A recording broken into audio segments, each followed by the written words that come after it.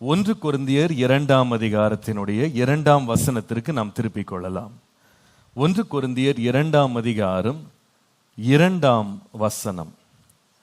இயேசு கிறிஸ்துவை சிலுவையில் அறையப்பட்ட அவரையே அன்றி வேறு ஒன்றையும் உங்களுக்குள்ளே அறியாதிருக்க தீர்மானித்து இருந்தேன். எல்லாரும் சேர்ந்து ஒரு முறை சேர்ந்து வாசிக்கலாம். இயேசு கிறிஸ்துவை சிலுவையில் அறையப்பட்ட அவரையே அன்றி வேறு ஒன்றையும் உங்களுக்குள்ளே அறியாதிருக்க தீர்மானித்திருந்தேன்.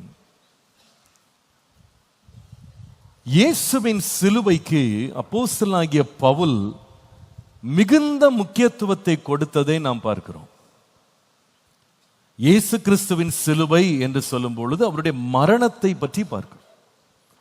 அவருடைய மரணத்திற்கு இத்தனை முக்கியத்துவம் அவர் கொடுத்தார். அவர் சொல்லுகிறார், அந்த இயேசு கிறிஸ்துவின் சிலுவையை பற்றி, சிலுவையில் அறையப்பட்ட இயேசுவை அன்றி வேறு ஒன்றையும் உங்களுக்கு சொல்றதை பற்றி எனக்கு இன்ட்ரெஸ்டே இல்லை. ஒரு டிரான்ஸ்லேஷன், கான்டெம்பரரி இங்கிலீஷ் வெர்ஷன் அப்படின்ற டிரான்ஸ்லேஷன் இப்படி எழுதியிருக்கு. In fact, while I was with you, I made up my mind to speak only about Jesus Christ, who has been nailed to a cross. சிலுவையில் அறையப்பட்டிருக்கிற இயேசுவை தவிர வேற ஒன்றை குறித்து உங்கள்கிட்ட பேசுறதுக்கு எனக்கு விருப்பமே இல்லை என்று சொல்லுகிறார். இந்த சிலுவையில் அறையப்பட்ட இயேசு காட்சிக்காக அறையப்படவில்லை, அவர் கொல்லப்படும்படி அறையப்பட்டார். இன்னொரு விதமாய் சொன்னால், இந்த மரித்து போன இயேசுவை குறித்து அறிவிக்கிறது எனக்கு ரொம்ப முக்கியமா தெரியுதுன்னு சொல்றார். ஒரு நாளைக்கு நான் படித்தேன், ஒவ்வொரு நாளும் இந்த உலகத்துல சராசரியாக 1.5 லட்சம் பேர் மரணத்தை தழுவுகிறார்களாம். ஒரு நாளைக்கு 1.5 லட்சம் பேர். இந்த மரித்து போகிற 1.5 லட்சம் பேரை எத்தனை பேர் ஞாபகம் வச்சிருக்கிறாங்க நீங்க நினைக்கிறீங்க? மரித்து போன அநேகர், பெரும்பாலானவர்களை ஒரு சந்ததி தான் நினைவு கூறுகிறது. ஒரு சிலர் தான் சில சந்ததிகளாக நினைவு கூறப்படுறாங்க. அல்லது பொதுவாக ஒரு சந்ததி அவருடைய நினைவு அற்று போகிறது. வேதம் இதை குறித்து சொல்லும் பொழுது 103ஆம் சங்கீதம் 15 முதல் 16 வசனங்களை வாசிக்கும் போது, மனுஷனுடைய நாட்கள் புல்லு கொப்பாயிருக்கிறது, வெளியின் புஷ்பத்தை போல பூக்கிறான், காற்று அதன் மேல் வீசினவுடனே அது இல்லாமல் போயிற்று, அது இருந்த இடமும் இனி அதை அறியாது. ஒருத்தன் இறந்துட்டான்னா அவன் இருந்த இடத்தை அந்த இடம் அறியாது. மக்கள் மறந்து போறாங்க. ஆனால் நாம் இன்றைக்கு 2000 ஆண்டுக்கு முன்பாக இந்த உலகத்தில் பிறந்து மரணத்தை தழுவின நம்முடைய இரட்சகராகிய இயேசு கிறிஸ்துவை குறித்து 2000 ஆண்டாக பேசிக் கொண்டிருக்கிறோம். அப்போஸ்தலனாகிய பவுல் சொல்லும் பொழுது, இயேசு மரிச்சிட்டாரு, அவர் கதை முடிஞ்சிருச்சு, அவரை பற்றி பேச வேணாம்னு சொல்லாம அவருடைய மரணத்தை குறித்த தவிர வேற எதை பற்றி நான் பேச மாட்டேன்னு சொல்லுகிறார். இன்றைக்கு வரைக்கும் 2000 ஆண்டுகளாக அந்த மரணத்தை நாம் நினைவு கூற தவறுகிறது இல்லை. இந்த மரணத்தை குறித்து நம்ம பிரசங்கம் பண்றோம், இந்த மரணத்தை குறித்து எல்லாருக்கும் பறைசாற்றுறோம். இன்னும் ஆச்சரியம் என்னன்னா, இயேசுவின் மரணத்தை குறித்து பாட்டு பாடுறோம். இயேசுவின் மரணத்தை எல்லா நிலைகளிலையும் நாம் நினைவு கூறுகிறோம். நீங்கள் வேதத்தை வாசிப்பீர்களானால் இந்த இயேசுவின் மரணத்திற்கு அவ்வளவு பெரிய முக்கியத்துவம் வேதத்திலே கொடுக்கப்பட்டிருக்கிறது என்று நீங்கள் பார்க்கலாம். 3 காரியங்களை சுட்டிக்காட்ட விரும்புகிறேன். முதலாவது, the Bible has chapters devoted to the prophecies and presentations concerning the death of Jesus. இயேசுவின் மரணத்தை குறித்த தீர்க்க தரிசனங்களுக்கும் அதை விளக்குவதற்கும் வேதம் பெரும் பகுதியை ஒதுக்கி இருக்கிறது. The Bible has chapters devoted to the prophecies and presentations concerning the death of Jesus. இயேசுவினுடைய மரணத்தை பற்றி மாத்திரம் எழுதப்பட்ட வேதத்தின் அதிகாரங்கள் 3. 1 சங்கீதம் 16, 2வது சங்கீதம் 22, 3வது ஏசாயா 53ஆம் அதிகாரம். இந்த 3 அதிகாரங்களும் இயேசுவின் மரணத்தையே மையப் பொருளாய் வைத்து பேசுகிறது. இவைகள் கிட்டத்தட்ட 600 ஆண்டுகள் முதல் 1000 ஆண்டுகளுக்கு முன்பாக எழுதப்பட்ட புஸ்தகங்கள். இயேசுவின் மரணத்தை பற்றி முக்கியமாக எழுதுகிறது. அதே போல புதிய ஏற்பாடை எடுத்துக்கொள்வீர்களானால் இயேசுவின் மரணத்தையே மையமாய் கொண்டு 4 சுவிசேஷ புஸ்தகங்கள் எழுதப்பட்டதை நீங்கள் பார்க்கலாம். நீங்கள் உதாரணமாக மத்தேயு எழுதின சுவிசேஷத்தை எடுத்துக்கொள்வீர்களானால், மத்தேயு சுவிசேஷத்திலே நமக்கு இருக்கிற 28 அதிகாரத்துல கடைசி 3 அதிகாரங்கள் இயேசுவின் மரணத்தை பற்றியே பேசுகிறது. மார்க் எழுதின சுவிசேஷத்துல வெறும் 16 அதிகாரங்கள் தான் இருக்கிறது. அந்த 16 அதிகாரங்கள்ல கடைசி 3 அதிகாரங்கள் இயேசுவின் மரணத்தை பற்றி இருக்கிறது. லூக்கா எழுதின சுவிசேஷம் 24 அதிகாரங்கள்ல கடைசி 3 அதிகாரம் வெறும் அவருடைய மரணத்தை குறித்தே எழுதப்பட்டிருக்கிறது. யோவான் எழுதின சுவிசேஷத்துல 21 அதிகாரங்கள், அதிலே 4 அதிகாரங்கள் இந்த இயேசுவின் மரணத்தின் சம்பவங்களை பட்டியலிடும்படி எழுதப்பட்டிருக்கிறது. இதுல பெரிய ஆச்சரியம் என்னவென்றால், மார்க் எழுதின சுவிசேஷமும் சரி, லூக்கா எழுதின சுவிசேஷத்தை நீங்கள் பார்ப்பீர்களானால் அதிகமாக இயேசுவின் பிறப்பை பற்றி எழுதப்படல. மனித குலங்கள் மார்க்கு யோவான், மார்க் எழுதின சுவிசேஷமும் யோவான் எழுதின சுவிசேஷத்துல இயேசுவின் பிறப்பை பற்றியே பெருசா எழுதல. ஆனா பிறப்பை பற்றி எழுதாத 16 அதிகாரங்கள்ல மார்க்ல 3 அதிகாரம் மரணத்தை பற்றி எழுதியிருக்கு. பிறப்பை பற்றியே குறிப்பிடாத யோவான் எழுதின சுவிசேஷத்துல கடைசி 4 அதிகாரங்கள் இயேசுவின் மரணத்தை தழுவின சம்பவங்களை குறித்து எழுதப்பட்டிருக்கிறது. வேதம் இயேசுவின் மரணத்துக்கு மிகப்பெரிய முக்கியத்துவத்தை தருகிறது. இரண்டாவது, இயேசு தாமே தன்னுடைய மரணத்திற்கு மிகுந்த முக்கியத்துவத்தை கொடுத்தார்.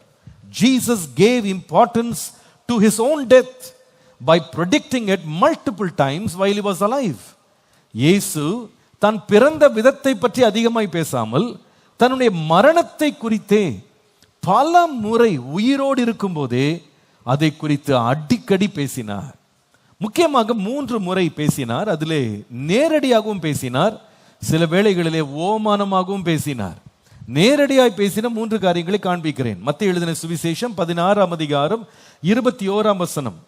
அது முதல் இயேசு தாம் எருசலேமுக்கு போய் மூப்பராலும் பிரதான ஆசாரியராலும் வேத பாரகராலும் பல பாடுகள் பட்டு கொலை உண்டு 3ஆம் நாளில் எழுந்திருக்க வேண்டும் என்பதை தம்முடைய சீஷர்களுக்கு சொல்ல தொடங்கினார். வேற யாரும் அவர் மரணத்தை பற்றி சொல்லல, இயேசுவே தன் மரணத்தை குறித்து சொல்ல ஆரம்பிச்சாராம். மறுபடியும் மத்தேயு 17ஆம் அதிகாரம் 22 முதல் 23 வசனங்களை பார்க்கும் பொழுது, அவர்கள் கலிலேயாவிலே சஞ்சரிக்கும் போது இயேசு அவர்களை நோக்கி, மனுஷகுமாரன் மனுஷர் கையிலே ஒப்பு கொடுக்கப்படுவார், அவர்கள் அவரை கொலை செய்வார்கள், ஆகிலும் 3ஆம் நாளிலே உயிர் தெழுந்திருப்பார் என்றார். அவர்கள் மிகுந்த துக்கமடைந்தார்கள். இதையும் சொன்னது இயேசுதான்.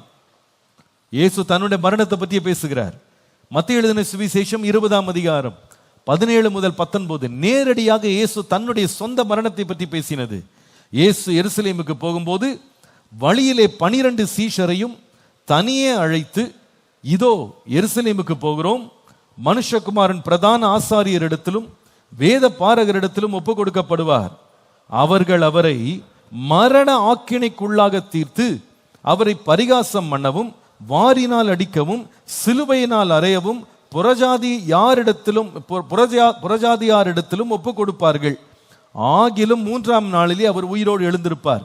திரும்பவும் இயேசு தன்னுடைய மரணத்தை பற்றி, நான் ஏதோ சாக போகிறேன்னு சொல்லல, எப்படி சாக போகிறேன், யார் கையிலே சாக போகிறேன், எவ்விதமா என் மரணம் இருக்கும் என்பதை மிக மிக தெளிவாக தானே அதை பற்றி பேச இயேசு தயங்கவே இல்லை. அதுக்கு ரொம்ப முக்கியத்துவம் கொடுத்தார். தன் மரணத்தை பற்றி பேசுவதற்கு முக்கியத்துவம் கொடுத்தார். 3வது சொல்லுவேன், முதலாவது சொன்னேன், வேத புஸ்தகத்தில் இயேசு கிறிஸ்துவின் மரணம் மிகுந்த முக்கியத்துவத்தை பெறுகிறது.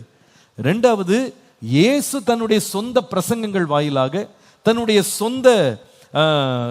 சொந்த அறிவித்தல்கள், முன் அறிவித்தல்கள் வழியாக இயேசு தன்னுடைய மரணத்துக்கு முக்கியத்துவம் கொடுத்து பேசினார். 3வது, கடைசியாக சீஷர்கள் கூட இயேசுவின் மரணத்தை மையப்படுத்திய பிரசங்கம் செய்தார்கள்.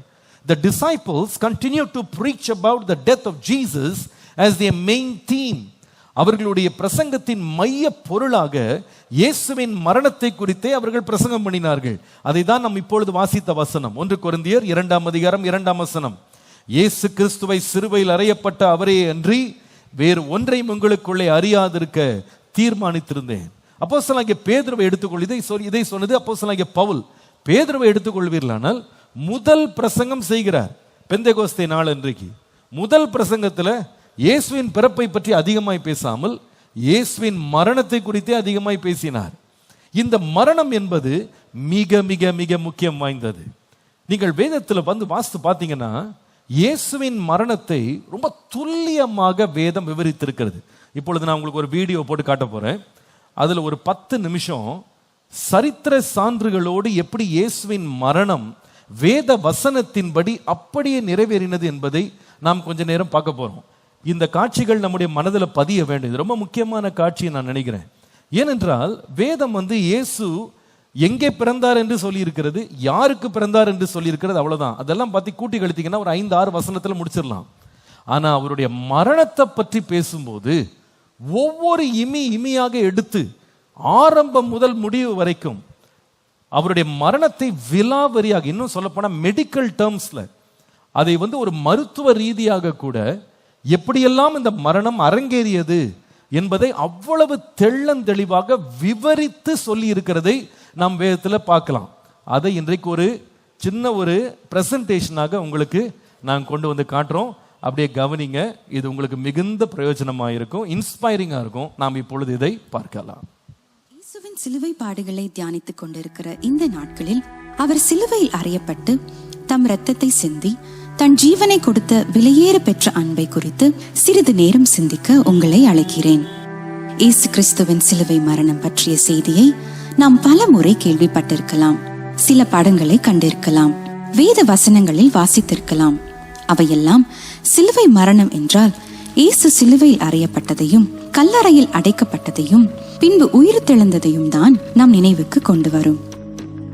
இந்த வேளையில் இயேசு சிலுவை மரணத்தை மேற்கொண்ட விதத்தை ஒரு வித்தியாசமான கண்ணோட்டத்தில், மருத்துவ கோணத்தில் நாம் காண உள்ளோம். இயேசு உண்மையில் என்ன சகித்தார், என்ன பாடுபட்டார், எப்படி நெருக்கப்பட்டார்? அந்த பாடுகளும் நெருக்கங்களும் அவரின் மனதையும் சரீரத்தையும் எவ்வாறு காயப்படுத்தின? யோவான் 3:16 இவ்விதமாக சொல்லுகிறது: தேவன் தம்முடைய ஒரே பெயரான குமாரனை விசுவாசிக்கிறவன் எவனோ அவன் கெட்டு போகாமல் நித்திய ஜீவனை அடையும்படிக்கு அவரை தந்தருளி இவ்வளவாய் உலகத்தில் அன்பு கூர்ந்தார் என்று. அவர் நாசரேத்தில் வாழ்ந்து வந்த சாமானியமான ஒரு தச்சனின் மகன்தான். ஆனாலும் எந்த மனிதனும் தேர்ந்தெடுக்க விரும்பாத பாதையை அவர் தேர்ந்தெடுத்தார். அதுவே சிலுவையின் பாதை. அவர் வாரினால் அடிபடுவதற்கு முன்பதாகவே அவருடைய பாடுகள் தொடங்கிற்று. சிலுவை மரணம் சம்பவிப்பதற்கு ஏறக்குறைய 36 மணி நேரம் முன்பிருந்தே அவர் தூங்காமல் இருந்தார். லூக்கா 12:50 இவ்விதமாய் சொல்லுகிறது: ஆகிலும் நான் முழுக வேண்டிய ஒரு ஸ்நானம் உண்டு, அது முடியும் அளவும் எவ்வளவோ நெருக்கப்படுகிறேன் என்று. யோவான் 12:27 இப்பொழுது என் ஆத்துமா கலங்குகிறது, நான் என்ன சொல்லுவேன்? பிதாவே, இந்த வேளையை நின்று என்னை ரட்சியும் என்று சொல்வேனோ? ஆகிலும் இதற்காகவே இந்த வேளைக்குள் வந்தேன் என்று.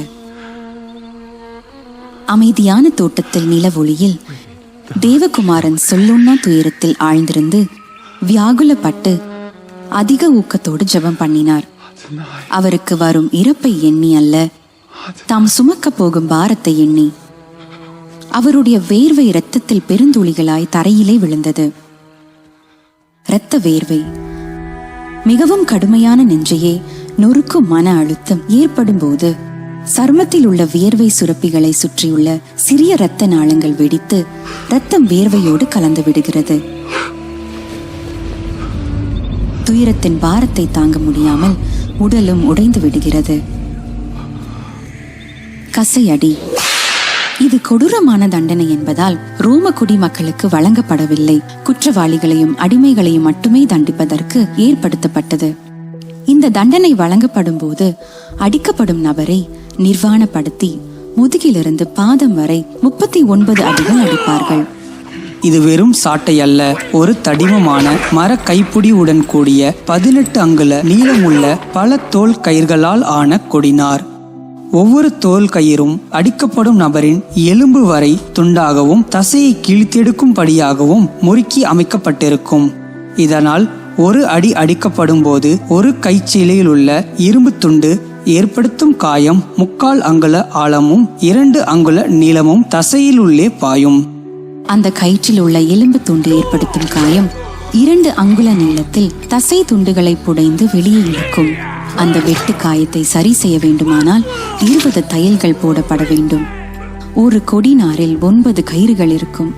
இந்த கொடிநாரினால் ஒரு அடி அடிக்கும் போது 9 கயிறுகள் ஏற்படுத்தும் வெட்டு காயங்களை சரி செய்ய 180 தையல்கள் போடப்பட வேண்டும். 39 அடிகள் அடிக்கும் போது எத்தனை வெட்டு காயங்கள் ஏற்பட்டிருக்கும்?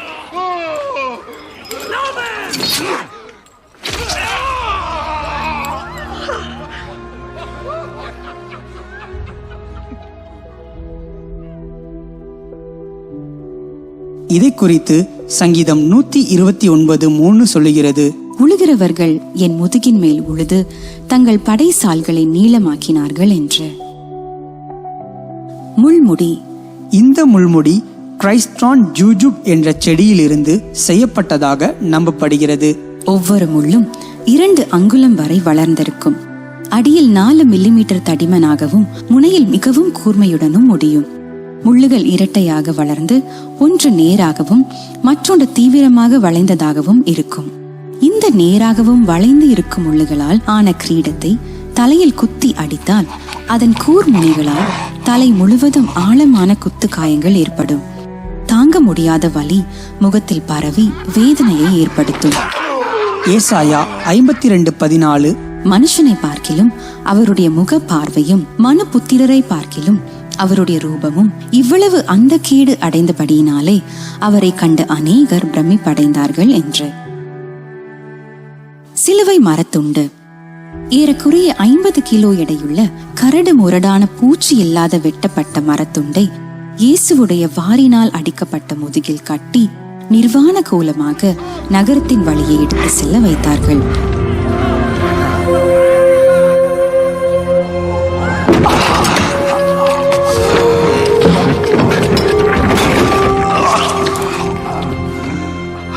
ஆணிகள் 5 முதல் 7 அங்குலம் நீளமுள்ள இரும்பு ஆணிகள். ஒரு அரை அடி ஸ்கேலின் அளவை சிந்தித்துக் கொள்ளுங்கள். இயேசுவின் மணிக்கட்டில் எலும்புகளுக்கிடையே மீடியம் நரம்பு இருக்கும் இடத்தில் ஆணிகளை அடித்தனர். கால்களிலும் அவ்வாறே முதல் மற்றும் 2ஆம் மெட்டடார்சல் எலும்புகளுக்கு இடையே பிளான்டர் நரம்புகளை தாக்கும்படி ஆணி அடிக்கப்பட்டது. அதனால் ஏற்படுத்தும் வலி தீயினால் சுடப்படுவது போலவும் மின்சாரம் பாய்வது போலவும் அவருக்கு இருந்தது.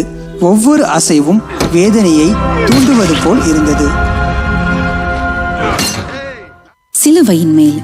சிலுவையில் தொங்கும் போது தம் உதரவிதானம் அதாவது டயப்ரம் கீழே இறங்கும். அது காற்றை உள்ளே இழுக்கும். ஆகவே சிலுவையில் தொங்கும் ஒருவருக்கு மூச்சை உள்ளே இழுப்பது சிரமம் இருக்காது. ஆனால் மூச்சை வெளியே விட தங்கள் கைகளை இழுத்து சரீரத்தை உயர்த்தி கால்களை கீழ் நோக்கி அழுத்தி தள்ள வேண்டி இருக்கும். இப்போது நினைவில் வையுங்கள், இயேசுவின் முதுகு சாட்டையால் முழுவதுமாக கிழிக்கப்பட்டிருந்தது மற்றும் அவர் எருசலேமின் மக்கள் அனைவரும் பார்க்கும்படி முழுமையாக நிர்வாணமாக இருந்தார். அவர் எடுத்த ஒவ்வொரு மூச்சின் போது அவரின் கிழித்தெடுக்கப்பட்ட முதுகு முள்ளும் கீறலும் நிறைந்த மர சிலுவையின் மேல் உரசி கொண்டிருந்தது. அதனால்தான் அவர் சிலுவையில் எடுத்த ஒவ்வொரு மூச்சும் அவர் சொன்ன ஒவ்வொரு வார்த்தையும் விலை மதிப்புடையதாயிருந்தது.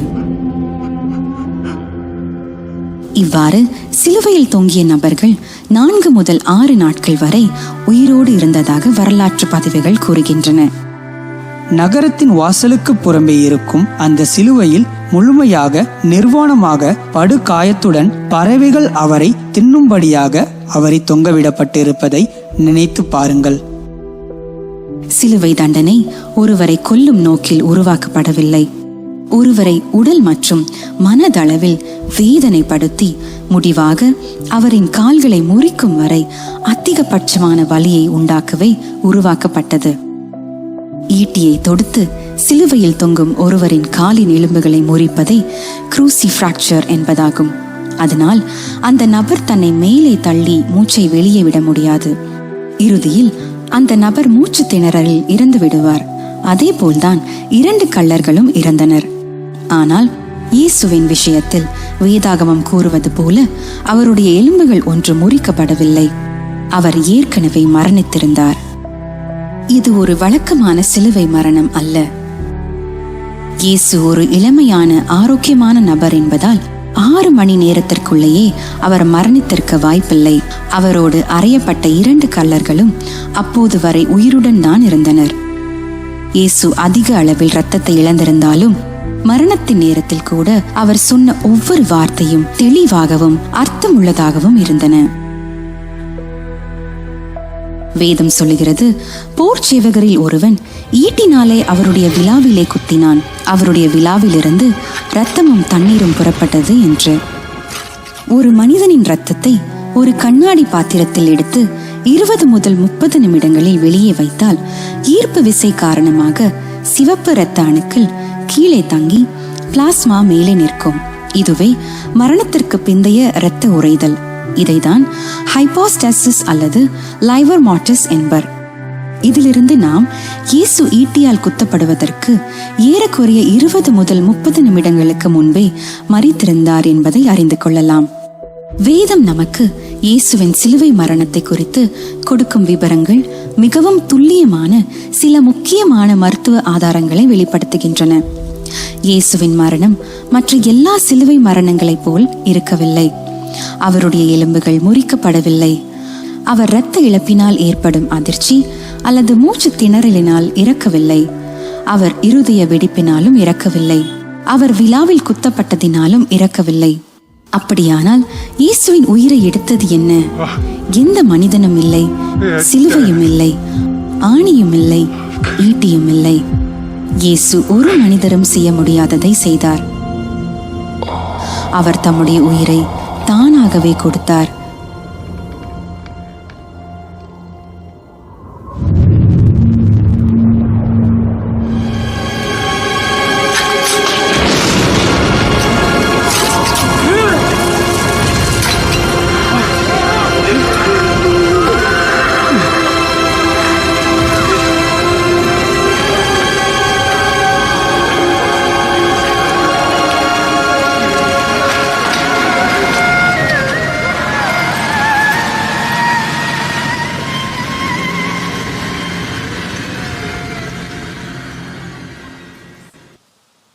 ஆண்டவராகிய இயேசுவின் மரணம் மிகவும் முக்கியம் வாய்ந்த ஒரு மரணம். நாம் இப்பொழுது இந்த வீடியோ காட்சியிலே உங்களுக்கு போட்ட பிரசன்டேஷனை போல அவருடைய மரணத்தை வேதம் மிகவும் தெள்ளந்தெளிவாக அணு அணுவாக இந்த வேதம் அவருடைய மரணத்தை விளக்குகிறது. எதற்காக இப்படிப்பட்ட மரணத்தை வேதம் சித்தரித்து சொல்ல வேண்டும்? இப்படிப்பட்ட பாடு உள்ள மரணத்திற்குள் இயேசு ஏன் செல்ல வேண்டும்?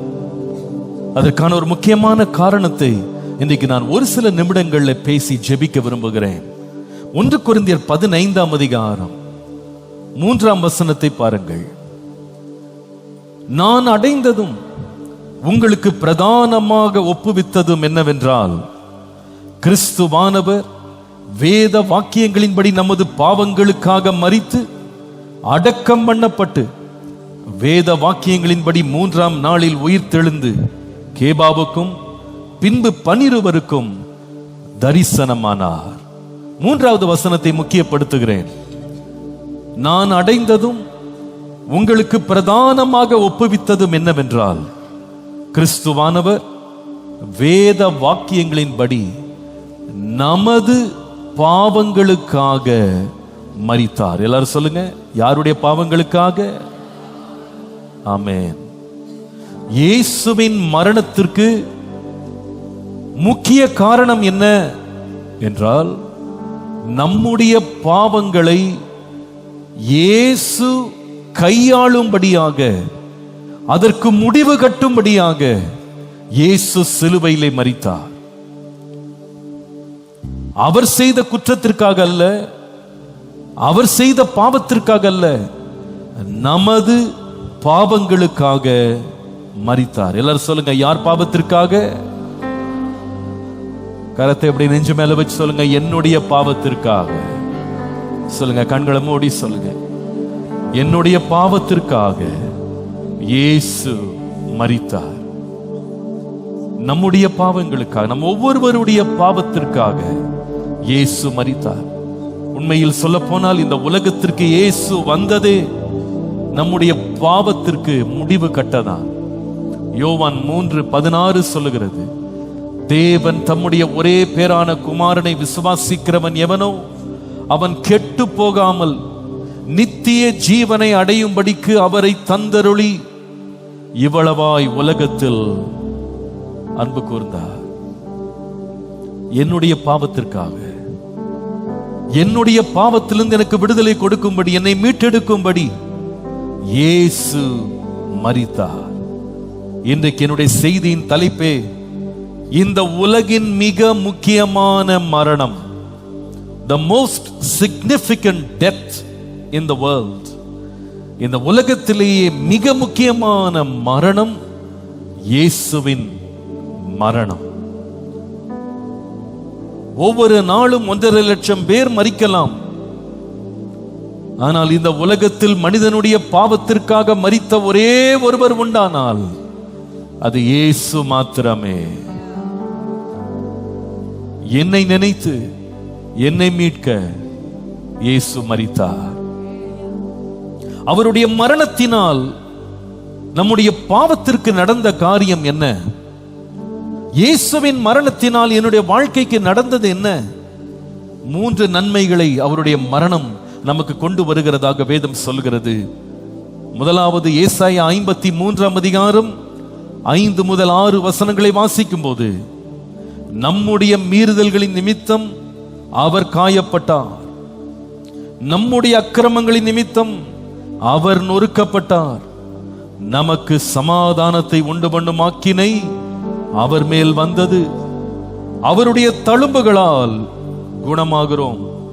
நாம் எல்லாரும் ஆடுகளைப் போல வழி தப்பி திரிந்து அவன் தன் தன் வழியிலே போனோம். கர்த்தரோ நம் எல்லாருடைய அக்கிரமத்தையும் அவர் மேல் விழப்பண்ணினார். எல்லாரும் சேர்ந்து சொல்லுங்க, நம் எல்லாருடைய அக்கிரமத்தையும் கர்த்தர் இயேசுவின் மேல் விழப்பண்ணினார். இயேசுவின் மரணம் நமக்கு கொண்டு வந்தது என்ன?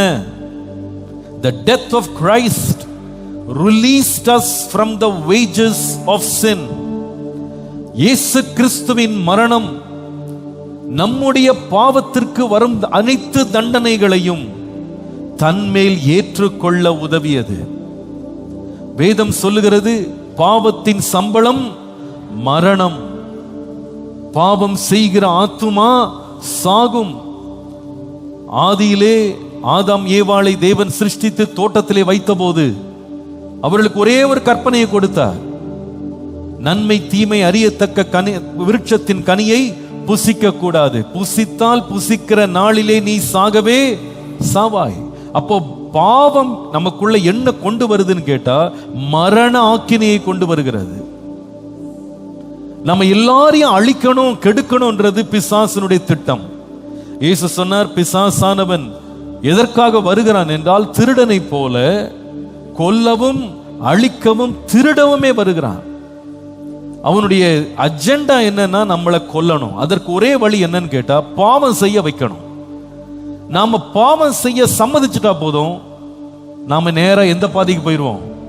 மரணத்தின் பாதைக்கு போயிடுவோம். நம்ம வாழ்க்கையின் அழிவுக்கு நம்ம போயிடுவோம். இந்த மரணம் என்பது பல நிலைகளில் நம்முடைய வாழ்க்கையில உண்டாகிறது. நம்ம எல்லாருக்கும் வெளிப்படையா கண்ணில் பார்க்கிறது நம்ம வாழ்க்கையில் இருக்கிற நிஜ மரணம்.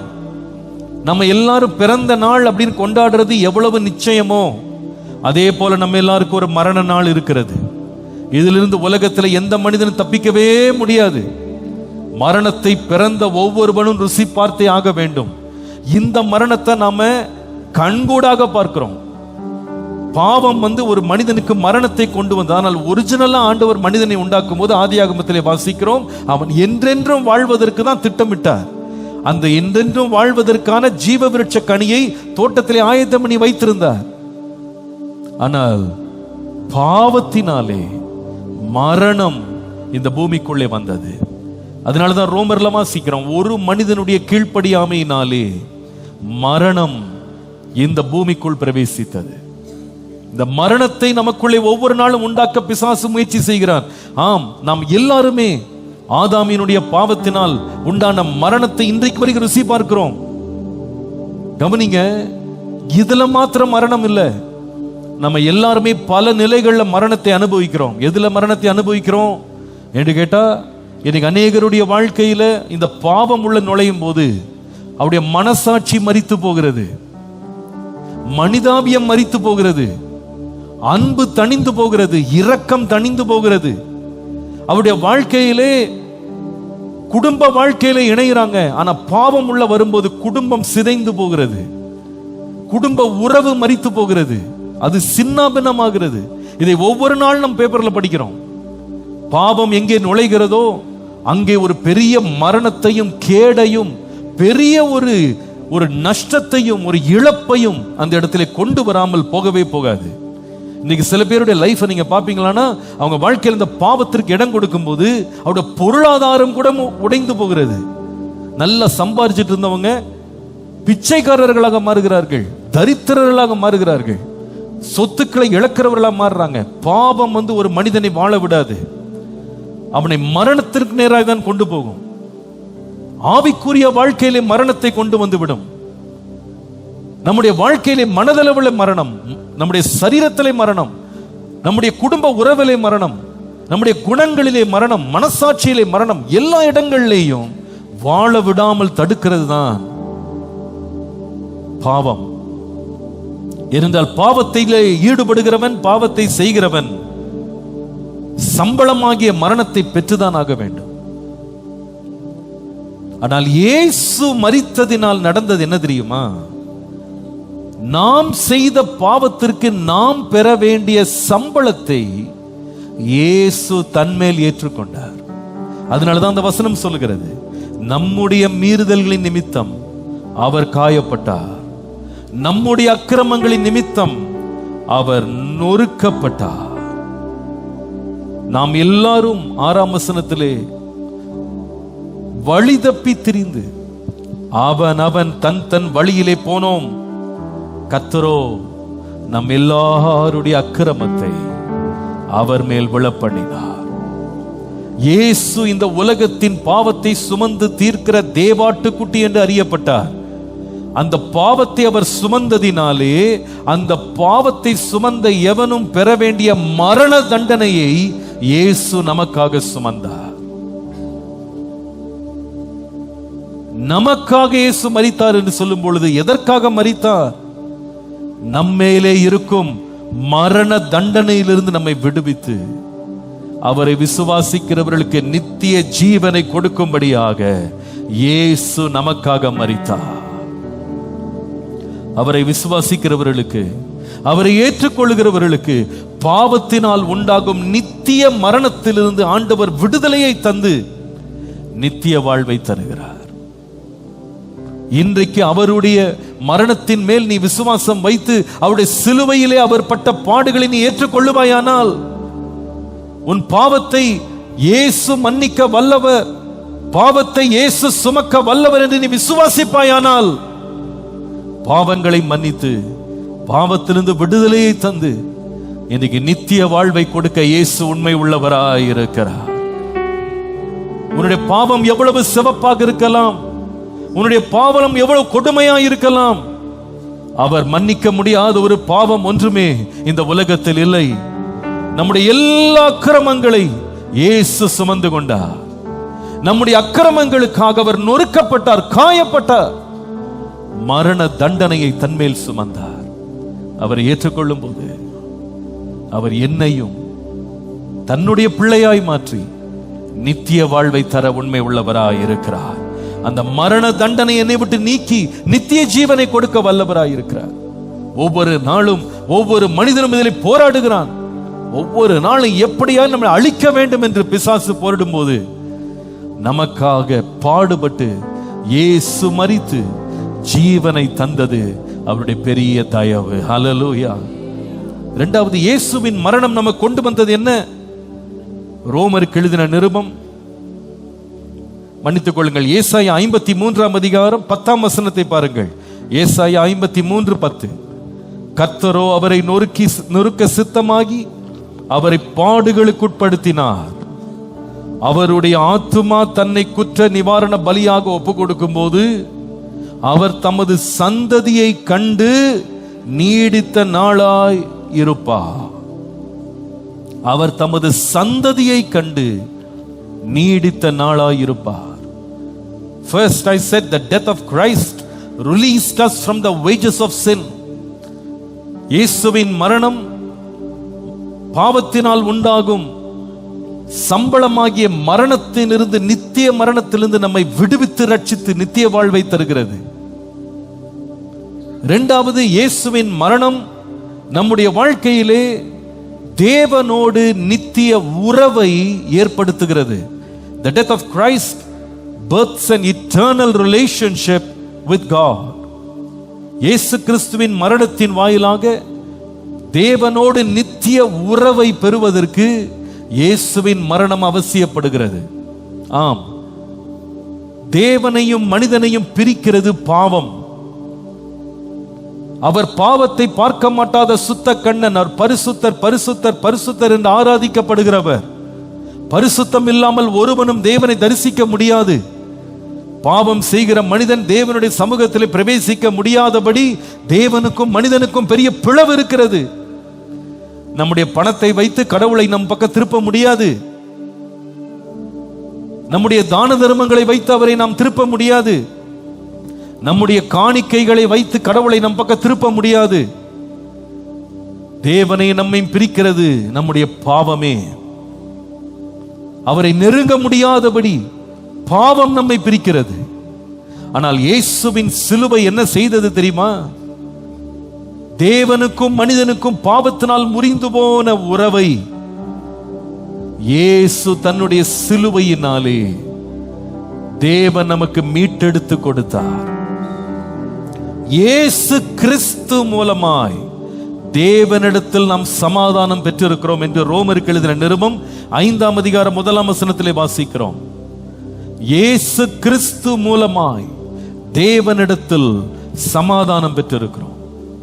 ஆம், நாம் விசுவாசத்தினாலே நீதிமான்களாக்கப்பட்டவர்களானபடியால் நம்முடைய கர்த்தராகிய இயேசு கிறிஸ்து மூலமாய் தேவனிடத்தில் சமாதானம் பெற்றிருக்கிறோம்.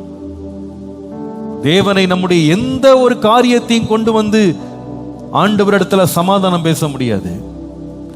அவர் ஏற்றுக்கொள்ளுகிற ஒரே ஒரு பலி, தேவன் ஏற்றுக்கொள்ளுகிற ஒரே பலி இயேசுவாகிய பலி மட்டுமே. இயேசுவை அன்றி தேவன் யாரையும் ஏற்றுக்கொள்ளப் போகிறதில்லை. ஏனென்றால் இயேசு ஒருவர் தான் பரிசுத்தர். அவர்தான் பாவம் இல்லாமல் பிறந்தார், பாவம் இல்லாமல் வாழ்ந்தார், பாவம் இல்லாமல் மரித்தார். ஒருவன் செய்த குற்றத்திற்காக இன்றைக்கு எந்த மனிதனும் போய் தேவனிடத்திலே, ஆண்டவரே, நான் இந்த மனிதனுக்காக நான் மரணத்தை ஏற்றுக்கொள்ளுகிறேன், என் நிமித்தமாக அவனுக்கு உம்மோடு உறவு வரட்டும் என்று ஒரு மனிதன் போய் நிற்பானால் அவன் தன்னையே பலியாக கொடுக்க நினைத்தால் கூட அவனுடைய பலி ஏற்றுக்கொள்ளப்படாது. ஏன் தெரியுமா? அவன் தேவனுக்கு முன்பாக எல்லா மனிதனை போல தகுதியற்றவனாய் இருக்கிறான். எல்லாரும் பாவம் செய்து தேவ மகிமையற்றவர்களானார்கள். அதனாலே அந்த மனிதன் எவ்வளவு தன்னை ஒடுக்கி கீழ்ப்படுத்தி கடவுளுக்கு முன்பாக காணிக்கையா கொடுத்தால் அதை ஆண்டவர் ஏற்றுக்கொள்ள மாட்டார். இயேசு கிறிஸ்து மூலமாய் நாம் தேவனிடத்தில் சமாதானம் பெறுவதற்கு வழி செய்ய இயேசு நமக்காக மரணத்தை ஏற்றுக்கொண்டு, நமக்காக பாவத்தை ஏற்றுக்கொண்டு, நமக்காக அதனால் வரும் சாபத்தை ஏற்றுக்கொண்டு, நமக்கும் தேவனுக்கும் உண்டான பிளவை தேவன் இணைத்தார். இன்றைக்கு நாம தைரியமா சொல்ல முடியும், அவரை ஏற்றுக்கொண்டவர்கள் எத்தனை பேர்களோ அத்தனை பேர்களும் அவருடைய பிள்ளைகளாகும்படி தேவன் அதிகாரம் கொடுத்திருக்கிறார். அதனாலதான் நாம சொல்லுவோம், ஆண்டவரே, அப்பா பிதாவே என்று கூப்பிட பண்ணுகிற புத்திர சுவிகாரத்தின் ஆவியை தேவன் எனக்கு தந்திருக்கிறார். சொல்றவங்க ஆமென் சொல்லுங்க. ஹல்லேலூயா, ஹல்லேலூயா. நன்றி ஆண்டவரே. அப்பா பிதாவே, அன்பான தேவா, அருமை இரட்சகரே,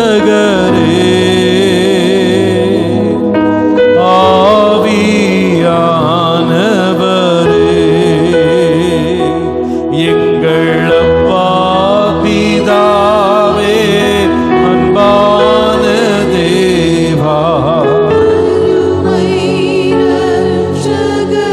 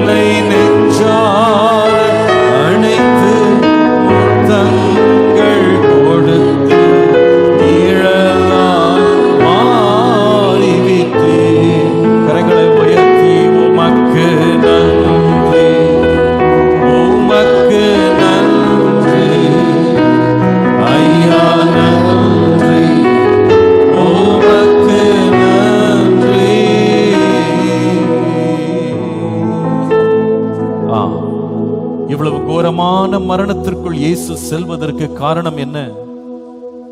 The death of Christ births an eternal relationship with God. அவருடைய மரணத்தின் வாயிலாக தேவனோடு நித்திய உறவை உண்டாக்க இயேசுவின் மரணம் நமக்கு ஆசீர்வாதமாய் மாறுகிறது. அதனாலதான் அவர் மரணத்தை இன்றைக்கும் நினைவு கூறுகிறோம். கடைசியாக இயேசுவின் மரணத்தினால் நமக்கு நடக்கிற நன்மை என்ன? ஏன் அந்த மரணத்தை 2000 ஆண்டுகளாக இன்றைக்கும் நினைவு கூறுகிறோம்? அதை குறித்து பேசுகிறோம், தியானிக்கிறோம். ஏன்? Why should we talk about the death of Jesus, the greatest death, the most significant death in the world? இந்த உலகத்திலே அதிமிக முக்கியமான மரணம் இயேசுவின் மரணம் என்று ஏன் சொல்லுகிறோம்? இந்த இயேசுவின் மரணம் செய்கிற மூன்றாவது காரியம் ரோமருக்கு எழுதின நிருபம் 6ஆம் அதிகாரம் 3 முதல் 4 வசனங்கள் நமக்கு சொல்லுகிறது. கிறிஸ்து இயேசுவுக்குள்ளாக ஞானஸ்நானம் பெற்ற நாம் அனைவரும் அவருடைய மரணத்திற்குள்ளாக ஞானஸ்நானம் பெற்றதை அறியாமல் இருக்கிறீர்களா? 4ஆம் வசனம், மேலும் பிதாவின் மகிமையினாலே கிறிஸ்து மரித்தோரிலிருந்து எழுப்பப்பட்டது போல நாமும் புதிதான ஜீவன் உள்ளவர்களாய் நடந்து கொள்ளும்படிக்கு அவருடைய மரணத்திற்குள்ளாக்கும் ஞானஸ்நானத்தினாலே கிறிஸ்துவுடனே கூட அடக்கம் பண்ணப்பட்டோம். கடைசி வரியை திரும்ப வாசிக்கிறேன். நாமும், எல்லாரும் சேர்த்து சொல்லுவோம், நாமும் புதிதான ஜீவன் உள்ளவர்களாய் நடந்து கொள்ளும்படிக்கு அவருடைய மரணத்திற்குள்ளாக்கும் ஞான ஸ்நானத்தினாலே கிறிஸ்துவுடனே கூட அடக்கம் பண்ணப்பட்டோம். இயேசுவின் மரணம் ஏன் அதிமிக முக்கியமான மரணம் என்று சொல்கிறேன் என்றால், the death of Christ is the only thing that restores us to a new life. நம்முடைய வாழ்க்கையில் ஒரு புதிய ஜீவன், புதிய வாழ்க்கைக்கு நம்மை புதுப்பித்து தருகிற ஒரே ஒரு அனுபவம் இயேசுவின் மரணம் மாத்திரமே. இயேசு தேவனுடைய கோபாக்கினையை சுமந்தார். நம்முடைய அக்கிரமங்களுக்காக அவர் அடிக்கப்பட்டார், நொறுக்கப்பட்டார். நம்மேல் வர வேண்டிய தண்டனை அவர் சுமந்தார். அந்த மரணத்தை அவர் நமக்காக ருசி பார்த்து வேத வாக்கியங்களின்படி வேதம் சொல்லுகிறது 3ஆம் நாளிலே உயிரோடு எழும்பினார். அவருடைய சரீரம் மறுரூப சாயலாக இருந்தது. அவருடைய ரூபமே பிரகாசிக்கிறதாய் மாறினது.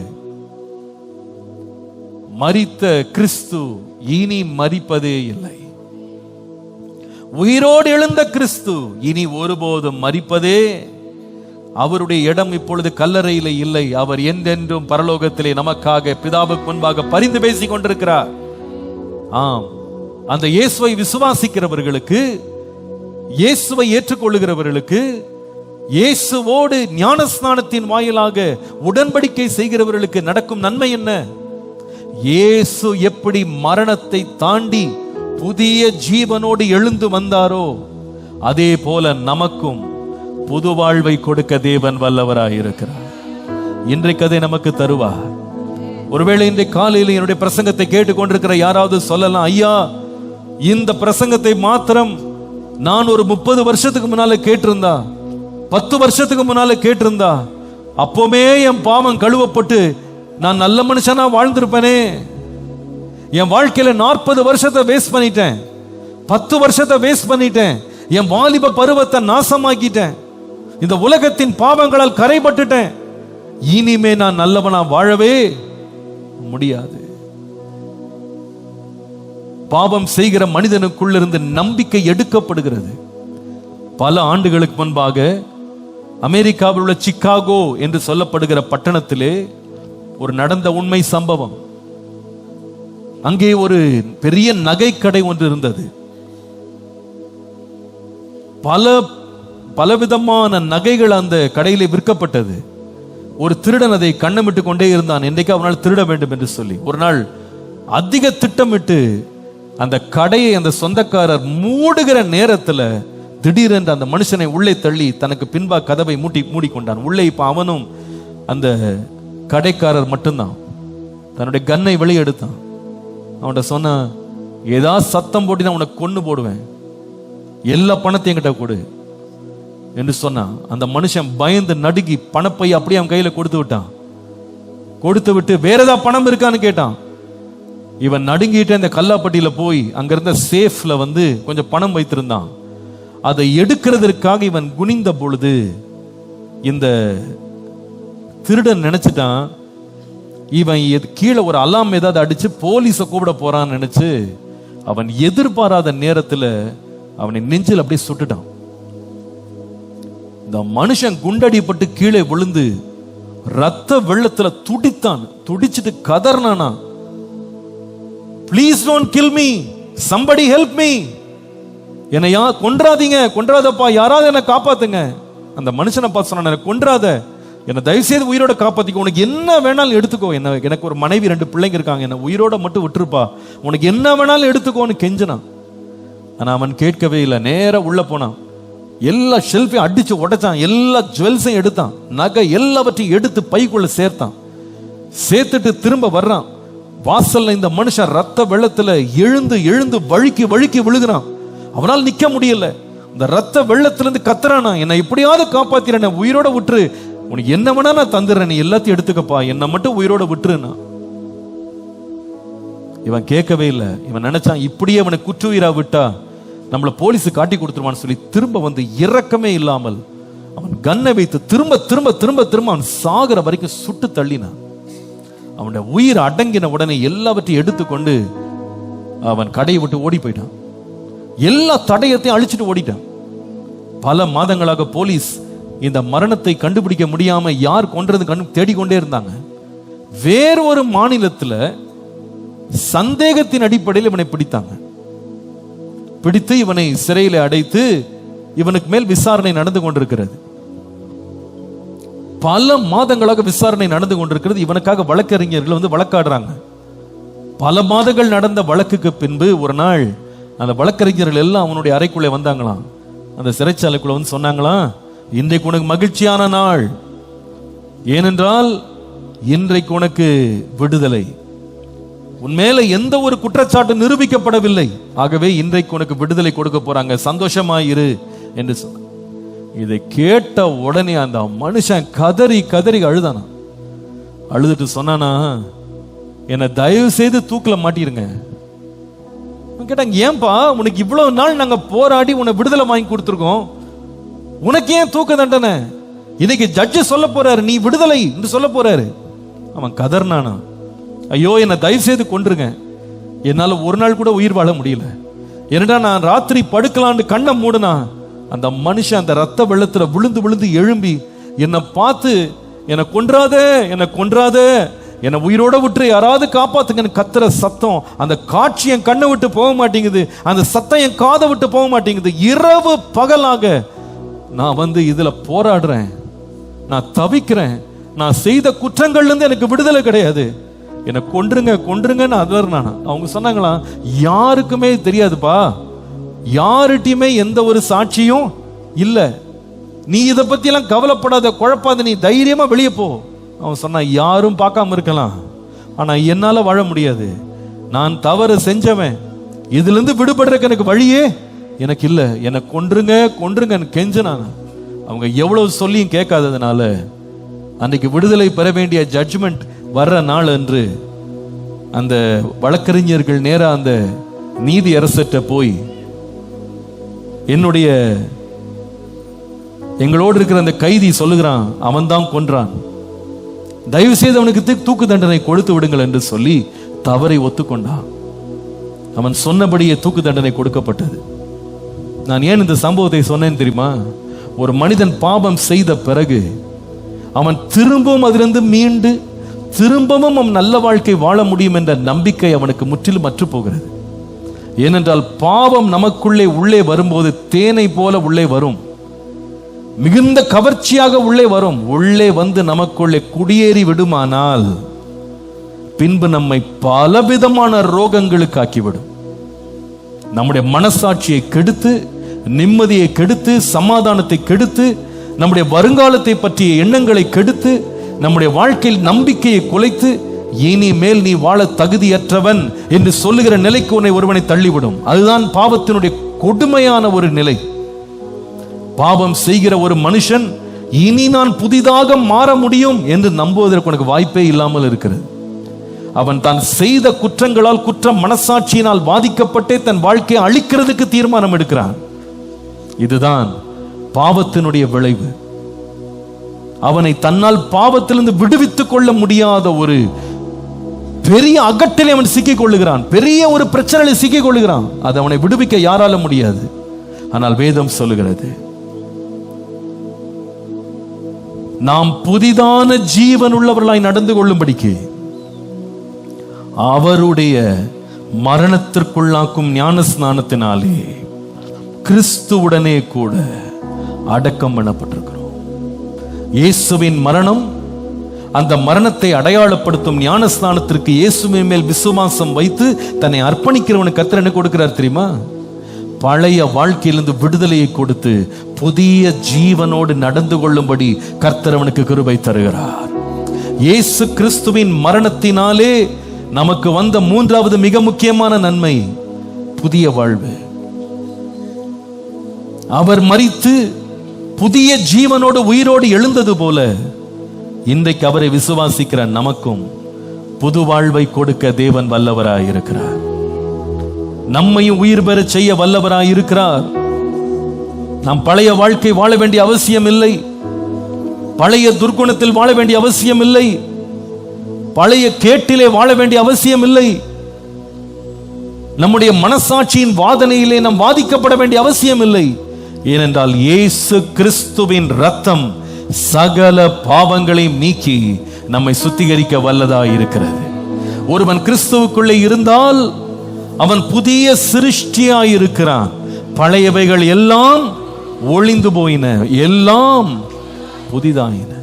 நமக்கு புதிய ஜீவனை தருவதற்கு இயேசு வல்லவராய் இருக்கிறார். அந்த புதிய வாழ்வை கொடுக்க நமக்காக இயேசு மரணத்தை ருசி பார்த்தார். அவரை ஒருவன் விசுவாசித்தார், நீ பழைய பாவியாக வாழ வேண்டிய அவசியம் இல்லை. பழைய துன்மார்க்கனாய் வாழ வேண்டிய அவசியம் இல்லை. உன்னை புதிதான ஜீவனுள்ளவனாய் மாற்ற இயேசு வல்லவராய் இருக்கிறார். இயேசு வல்லவராய் இருக்கிறார். இயேசு வல்லவராய் இருக்கிறார்.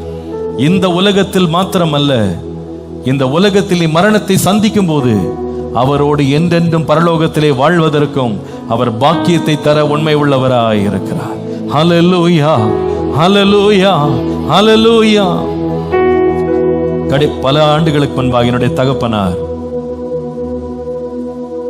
சென்னையிலே உள்ள டிபி மருத்துவமனையில் ஏகாம்பரம் என்ற ஒரு மனிதனை சந்தித்தார்.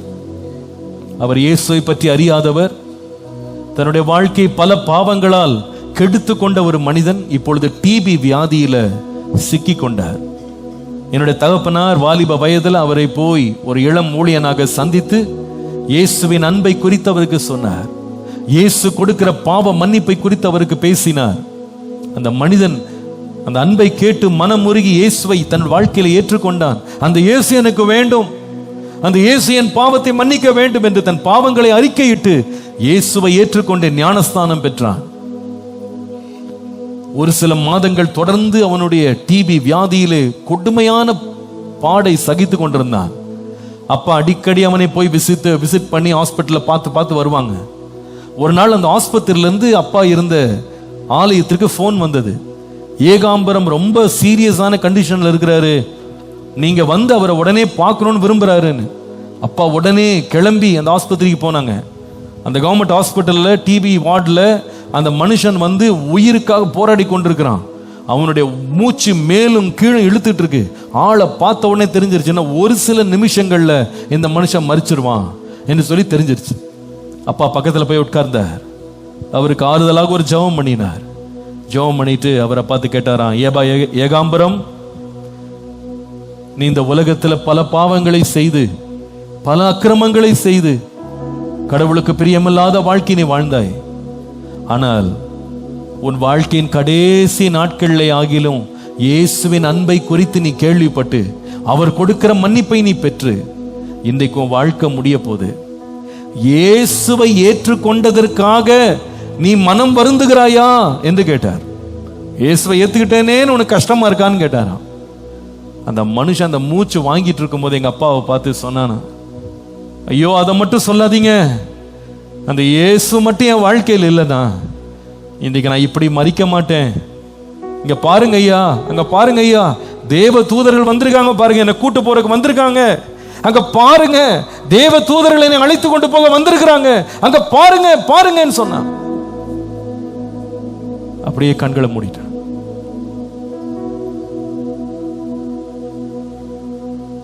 இயேசுவை ஏற்றுக்கொள்ளுகிறவர்களுக்கு பாவத்திலிருந்து விடுதலையை தந்து புதிய வாழ்வை தந்து நித்திய வாழ்வையும் தர இயேசு ஒருவராலே மாத்திரம் முடியும். அதனாலதான் இயேசு சொன்னார், என்னை விசுவாசிக்கிறவன் மரித்தாலும் பிழைப்பான், கடைசி நாளில் அவனை நான் உயிரோடு எழுப்புவேன் என்று சொன்னார். அவர் எழும்பாத பட்சத்தில் நாம் உயிரோடு எழும்ப முடியாது. நம் எல்லாருக்கும் முன்னோடியாக இயேசு முதலாவது உயிரோடு எழும்பி உயிரோடு எழுந்தவர்களில் முதற் பலனானார். அவரை விசுவாசிக்கிறவர்கள் அவர் கொடுக்கிற வார்த்தை, நீ என்னை விசுவாசிப்பாயானால் நீயும் பிழைப்பாய், நான் உயிரோடு எழுந்தேன், உன்னையும் எழுப்புவேன். இன்னைக்கு அவரை ஏற்றுக்கொண்டு அவருடைய அன்புக்கு உங்களை அர்ப்பணிங்க. இன்றைக்கு அவருடைய உயிர்த்தெழுத வல்லமையினாலே கர்த்தர் உங்களையும் நிறைத்து நம்மை நிறைத்து அவருடைய மரணம் நமக்குள்ளே உண்டாக்க வந்த அனைத்து நன்மைகளை நாம் பெற்று ஆசீர்வதிக்கப்பட கர்த்தர் நமக்கு கிருபை தருவாராக. கர்த்தர் நமக்கு இரக்கம் பாராட்டுவாராக. ஹல்லேலூயா, ஹல்லேலூயா. இன்றைக்கு தான் சார் நான் முதல் முறை இந்த சர்ச்சுக்கு வந்திருக்கிறேன். என் ஃப்ரெண்ட் என்னை கூட்டு வந்தாங்க, எங்க பக்கத்து வீட்டுக்காரங்க என்னை கூட்டு வந்தாங்க, என் ஆஃபீஸில் இருக்கவங்க என்னை பற்றி என்கிட்ட வந்து இயேசுவை பற்றி என்கிட்ட சொன்னாங்க, இந்த கூட்டத்தை பற்றி சொன்னாங்க. நான் இதான் ஃபர்ஸ்ட் டைம் இந்த சர்ச்சுக்கு வந்திருக்கிறேன். எனக்கா நீங்கள் ப்ரேயர் பண்ணுங்கன்னு சொல்கிறவங்க யாராவது இருந்தால் எழுப்பி நில்லுங்க பார்ப்போம், உங்களுக்காக நாங்கள் ஜெபிக்க விரும்புகிறோம். இதான் முதல் முறை நாங்கள் இந்த ஆலயத்துக்கு வந்திருக்கிறோம். நல்ல கரங்களை தட்டியவர்களை நாம் வாழ்த்துவோம். இயேசுவின் நாமத்தில் உங்களை அன்போடு வரவேற்கிறேன். கர்த்தர் உங்களை ஆசீர்வதிப்பாராக, கர்த்தர் உங்களோடு இருப்பாராக. இதில் யாராவது ஏற்கனவே விசுவாசிகளாக இருந்தீங்கன்னா உட்காந்துக்கிட்டு நான் திருப்பி உங்களுக்கு நான் பேசுகிறேன். ஏற்கனவே நான் விசுவாசியாக இருக்கிறேன், ஒரு சர்ச்சுக்கு போயிட்டு இருக்கிறேன்னு சொல்கிறவங்க நீங்கள் உட்காந்து கொள்ளலாம்.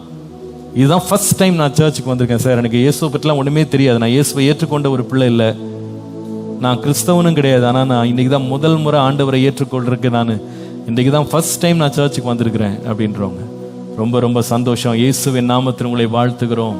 உங்களுக்காக நான் ஜெபிக்க விரும்புகிறேன். நாங்கள் அறிவிச்ச இயேசு உங்களை ரொம்ப நேசிக்கிறார். இன்றைக்கு உங்களை ஒரு திட்டத்தோடு தான் இங்கே கொண்டு வந்திருக்கிறார். அவரை ஏற்றுக்கொள்ளுங்க. உங்கள் வாழ்க்கையின் பாவங்களை அவர் மன்னிக்க வல்லவர். உங்களுக்கு நித்திய வாழ்வை கொடுப்பார். உங்களுடைய பாவ குற்ற உணர்வுகளிலிருந்து விடுதலையாக்கி புதிய வாழ்வை உங்களுக்கு தர இயேசு வல்லவராக இருக்கிறார். உங்களுக்காக நான் ஜெபிக்க விரும்புகிறேன்.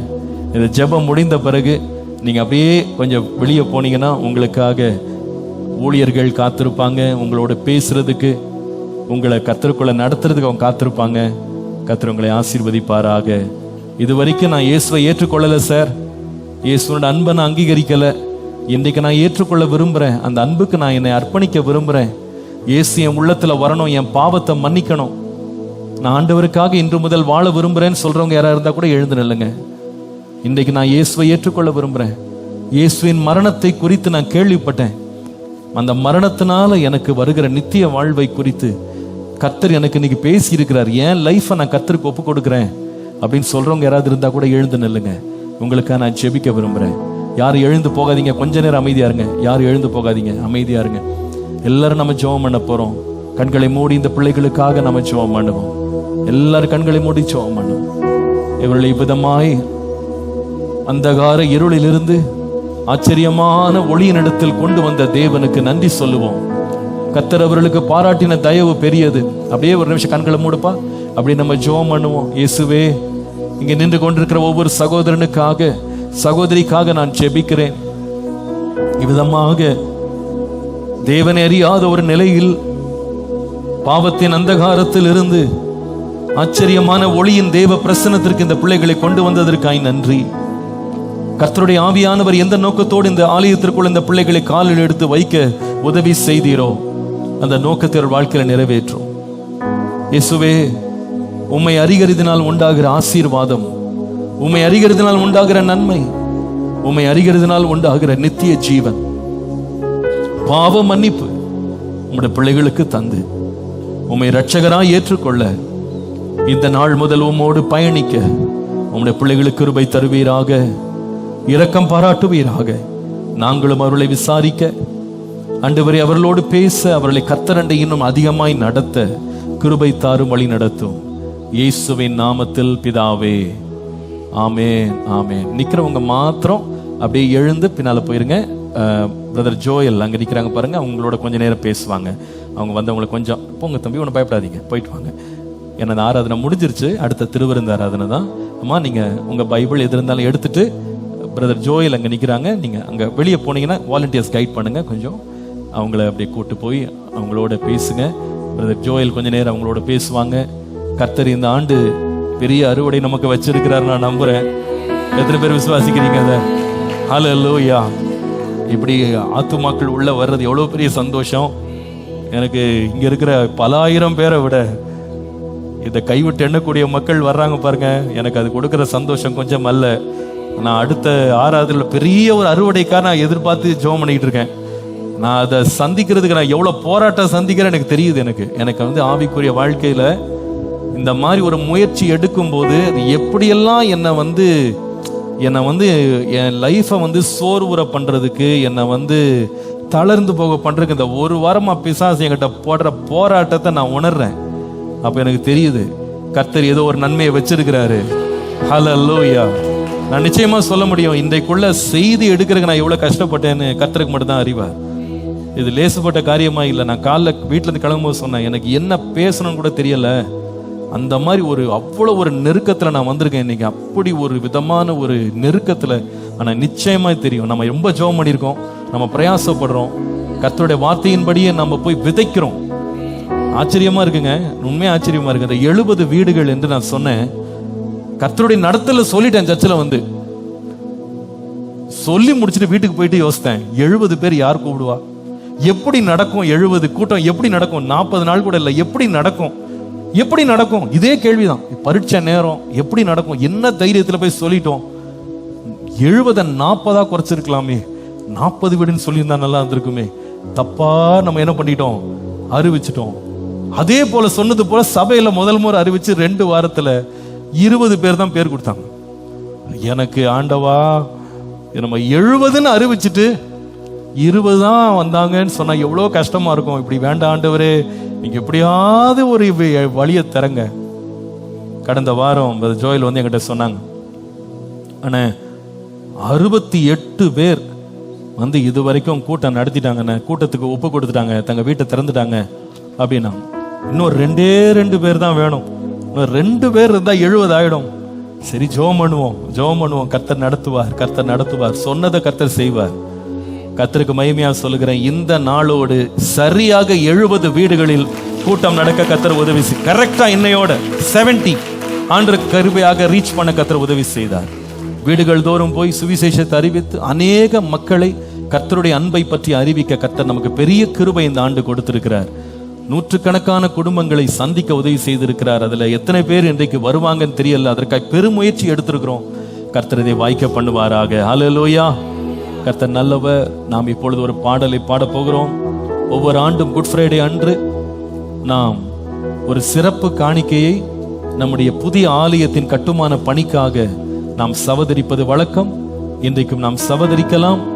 ஒருவேளை ஆன்லைன்ல பார்த்து கொண்டிருக்கிறவர்கள் அனுப்புவதற்கு ஒரு QR கோட் இருக்கும், நீங்க அதுல ஸ்கேன் பண்ணி நீங்க உங்களுடைய காணிக்கைகளை அனுப்பலாம். கர்த்தர் தாமே உங்களை ஆசீர்வதிப்பாராக. இது இந்தியாவில் இருக்கிறவர்களுக்கு மட்டும்தான், இந்தியன் அக்கௌண்ட்ல இருக்கிறவங்களுக்கு மட்டும்தான் அனுப்ப முடியும். அதை கவனித்து அனுப்புங்கள். மற்றவர்கள் நீங்கள் ஆபீஸை தொடர்பு கொள்ளுங்கள், அவர்கள் உங்களுக்கு வழி நடத்துவார்கள். கர்த்தருடைய நாமம் மகிமைப்படுவதாக. ஒரே ஒரு பாடலை நாம் பாடும்போது காணிக்கைகளை சவதரித்து கர்த்தருடைய நாமத்தை நாம் மகிமைப்படுத்தலாம். ஹல்லேலூயா. கல்வாரியின் கருணையிதே காயங்களில் காணுதே, கர்த்தன் இயேசு பாருணக்காய் கஷ்டங்கள் சகித்தாரே.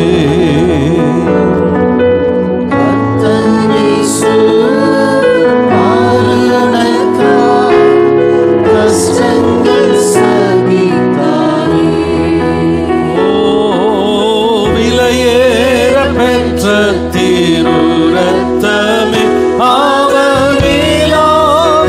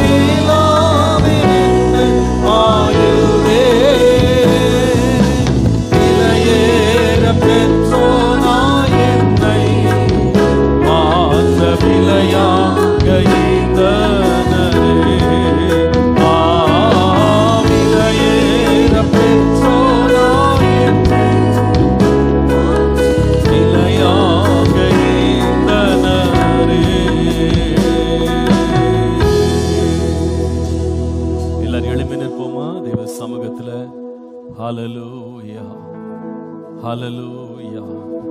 நம்முடைய தேவன் ரொம்ப நல்லவர், ரொம்ப நல்லவர், ரொம்ப நல்லவர். ஹalleluya. கர்த்தர் ரொம்ப ரொம்ப நல்லவர். நாளைக்கு காலை 9 மணியிலிருந்து மாலை வரைக்கும் இருக்கிற யுனிவர்சிட்டி ஸ்டூடெண்ட்ஸ் ஃபெலோஷிப் விசேஷித்த கூட்டத்தை மீண்டும் ஞாபகப்படுத்துகிறேன். நாளை காலை 9 மணிக்கு கல்லூரியில் படிக்கிற எல்லா பிள்ளைகளும் மறவாமல் இதே ஆலயத்திற்கு ஆவடிக்கு வந்து விடுங்கள்.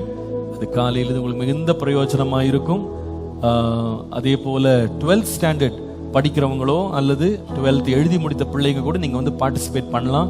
அது உங்களுக்கு ஃபியூச்சர்ல இந்த ஊழியத்தில் நீங்க எப்படி பங்கெடுக்கலாம் என்பதை குறித்த நல்ல ஒரு விளக்கத்தை அது கொடுக்கும். உங்களுக்கு விசேஷமான நிகழ்ச்சிகள் உண்டு, பிரயோஜனமான நிகழ்ச்சிகள் இருக்கும். இப்படிப்பட்ட காரியங்களை எடுத்து செய்வது எங்களுக்கு அவ்வளோ சுலபம் அல்ல. பல நாளாக சரியா தூங்கலை யாருமே. தொடர்ந்து வேலை, எல்லா வேலையும் கவனித்து ஆயத்தம் பண்றது. இன்றைக்கும் அதிக வேலை. நாளைக்கு முழு நாள், அடுத்த நாளும் திரும்ப 5 மணி ஆராதனை ஆரம்பிக்குது. அதனால இது இவ்வளோ கஷ்டத்தின் நடுவில் இந்த நாட்களை பிரயோஜனப்படுத்தணும். எங்களால் முடிந்த வரைக்கும் முயற்சி எடுக்கிறோம். பிள்ளைங்க அதில் தயவு செய்து உற்சாகம் காட்டுங்க. வீட்டில் நீங்க சும்மா இருக்கிற பிள்ளைங்க நீங்க என்ன பண்ணுங்க, கொஞ்சம் உற்சாகம் எடுத்து பிள்ளைகள் வந்து நீங்க இந்த கூட்டங்களில் பங்கெடுத்து கர்த்தரை தேடுகிறதுக்கு உங்களுடைய இள வயதை நீங்க பயன்படுத்துங்க. உலக மாமிசம் பிசாசுக்கு இடம் கொடுக்காதீங்க, சிற்றின்பங்களுக்கு இடம் கொடுக்காதீங்க. கர்த்தரை தேடுங்க. இள வயதில் உன் சிருஷ்டிகரை நினை, அது உனக்கு நல்லது, உனக்கு ஆசீர்வாதமாக இருக்கும். இந்த வாய்ப்புகளை பயன்படுத்தி கொள்ளுங்க. கர்த்தர் நம்மை ஆசீர்வதிப்பார். கர்த்தர் நமக்காக செய்த நன்மை எவ்வளவு பெரியது. எத்தனை பேர் இதை விசுவாசிக்கிறீங்க? எல்லா விதத்திலையும் கர்த்தர் நம்ம நன்மை, பெரிய நன்மை வந்து அவர் கொடுத்த ரட்சிப்பு. இயேசு நமக்காய் மரித்திராவிட்டால் நம்ம இங்க ஒருத்தர் கூட இங்க இருக்கிறதுக்கு வாய்ப்பே இல்லை. இப்படிப்பட்ட ஒரு சபை இருப்ப வாய்ப்பே இல்லை. நம்முடைய பாவங்களிலிருந்து அவர் ரட்சித்தார். நம்முடைய பாவத்தினால் உண்டாகும் சம்பளத்திலிருந்து நம்மை ரட்சித்தார். மரணத்திலிருந்து ரட்சித்து நித்திய வாழ்வை தந்தார். எல்லாவற்றுக்கும் மேலாக புதிய ஜீவன் உள்ளவர்களாய் நடந்து கொள்ள புதிய பாதை நமக்காய் அமைத்திருக்கிறார். இந்த தேவன் ரொம்ப ரொம்ப நல்லவர். அந்த பாதையில கடைசி வரைக்கும் உண்மையாய் ஓட எனக்கு கிருபை தாரும் ஆண்டவரே என்ற உணர்வோடு நாம் இன்னைக்கு திருவிருந்து எடுப்போம். கர்த்தர் இந்த திருவிருந்து ஆராதனை ஆசீர்வதித்து, இயேசு எனக்காய் மரித்து பாடுபட்ட அவருடைய பாடுகளை தியானிக்க, அந்த தியானத்தோடு நாம் இந்த திருவிருந்தில் பங்கெடுக்க கர்த்தர் உதவி செய்வாராக. மனம் திரும்பி பாவ மன்னிப்புக்கென்று பிதா, குமாரன், பரிசுத்த ஆவியானவருடைய திரியேக நாமத்தினாலே ஒரு நல்ல ஆவிக்குரிய சபையில முழுகி ஞானஸ்நானம் பெற்று சுத்த மனசாட்சியோடு ஜீவிக்கிறவர்கள் இந்த திருவிருந்திலே பங்கெடுக்கும்படி அன்புடன் கேட்டுக்கொள்ளுகிறேன். நம்முடைய பாவங்களை நாம் மறைக்குமானால் வாழ்வடைய மாட்டோம். அறிக்கை செய்து விட்டுவிட்டால் இரக்கம் பெறுவோம். ஆண்டவரே, உமக்கு முன்பாக குற்றமில்லாத சுத்த மனசாட்சியோடு ஜீவித்து, ஆண்டவரே, உம்முடைய ராஜ்யத்திற்கு என்னை ஆயத்தப்படுத்த என்னை அர்ப்பணிக்கிறேன் என்று தேவனுக்கு அர்ப்பணித்து ஜெபியுங்கள். கண்களை மூடுவோம். அன்பின் ஆண்டவரே, இந்த திருவிருந்து ஆராதனைக்காய் நன்றி. எங்கள் ஆவி, ஆத்துமா, சரீரத்தை குற்றமற்றதாக மாசற்றதாக நீர் மாற்றும்படி முற்றிலும் சுத்திகரியும், முற்றிலும் பரிசுத்தப்படுத்தும். எங்களை உம்முடைய வருகைக்கு ஆயத்தப்படுத்தும். ஆண்டவரே, மறைவான குற்றங்கள், உம்மை துக்கப்படுத்துகிற வேதனைப்படுத்துகிற வழிகள் எங்களுக்குள்ளே இருக்குமானால் அவைகளை தயவு செய்து மன்னித்து எங்களை பாவங்களற உம்முடைய பரிசுத்த இரத்தத்தினால் கழுவி உம்முடைய பிள்ளைகளாய் நாங்கள் வாழ உம் சித்தத்தை இந்த பூமியிலே செய்ய ஆண்டவரே, உமக்கு பிரியமான பாதையிலே நடக்க கிருபை தந்து வழி நடத்தும். ஒரு முறை கூட எங்கள் எல்லாரையும் இயேசுவின் இரத்தத்தினால் கழுவி சுத்திகரியும். இயேசுவின் நாமத்தில் பிதாவே, ஆமென், ஆமென். ஜோமன் அன்பின் ஆண்டவரே, எங்களுக்கு தந்த நல்ல குட் ஃப்ரைடே ஆராதனைக்காக ஸ்தோத்திரம். இப்படி உம்முடைய சிலுவையை தியானிக்க, உம்முடைய பாடுகளை தியானிக்க எங்களுக்கு தந்த கிருபைக்காக நன்றி. ஒவ்வொருவர் மேலும் தேவ தயவு கிருபை இருக்கட்டும். தயவு ஒவ்வொருவரையும் தாங்கட்டும். ஆண்டவரே, இந்த ஆராதனைக்கு வந்த மக்களை ஆசீர்வதியும். தூரத்திலிருந்து கேட்டுக்கொண்டிருந்த மக்களை ஆசீர்வதியும். ஆண்டவரே, புதிதாய் கொண்டு வந்த மக்களை ஆசீர்வதியும். உம்முடைய பிள்ளைகள் மனப்பூர்வமாக ஆண்டவரை தாராளமாக இந்த ஆலய கட்டுமான பணிக்கென்று கொடுத்த காணிக்கைகளை ஆசீர்வதியும், அங்கீகரித்து பரிசுத்தப்படுத்தி உம்முடைய நாமத்தை மகிமைப்படுத்தும். கிருபை கூட இருந்து எங்களை தாங்கட்டும். சீக்கிரமாயிருக்கிற வருகைக்கு ஆயத்தப்படுத்தும். இயேசுவின் நாமத்தில் பிதாவே. நம்முடைய கர்த்தராகிய இயேசு கிறிஸ்துவினுடைய கிருபை, பிதாவாகிய தேவனுடைய அன்பு, பரிசுத்த ஆவியானவருடைய அந்யோன்ய ஐக்கியம், சமாதானம், ஆசீர்வாதம் நம் அனைவரோடும் கர்த்தருடைய வருகை பரியந்தம் நிலைத்திருப்பதாக. ஆமென். எல்லாரும் சேர்ந்து சொல்லுவோம். என் ஆத்துமாவே கர்த்தரை ஸ்தோத்ரி, என் முழு உள்ளமே அவர் பரிசுத்த நாமத்தை ஸ்தோத்ரி. என் ஆத்துமாவே கர்த்தரை ஸ்தோத்ரி. கர்த்தர் செய்த சகல உபகாரங்களை மறவாதே. அவர் உன் அக்கிரமங்களை எல்லாம் மன்னித்து உன் நோய்களை எல்லாம் குணமாக்கி உன் பிராணனை அழிவுக்கு விலக்கி மீட்டு கிருபையினால் இரக்கங்களால் முடிசூட்டி நன்மையினால் வாயை திருப்தியாக்குகிறார். கழுகுக்கு சமானமாய் வயது திரும்ப வாழ வயது போல் ஆகிறது. Amen, amen. Praise the Lord. கர்த்தர் உங்களை ஆசீர்வதிப்பார்.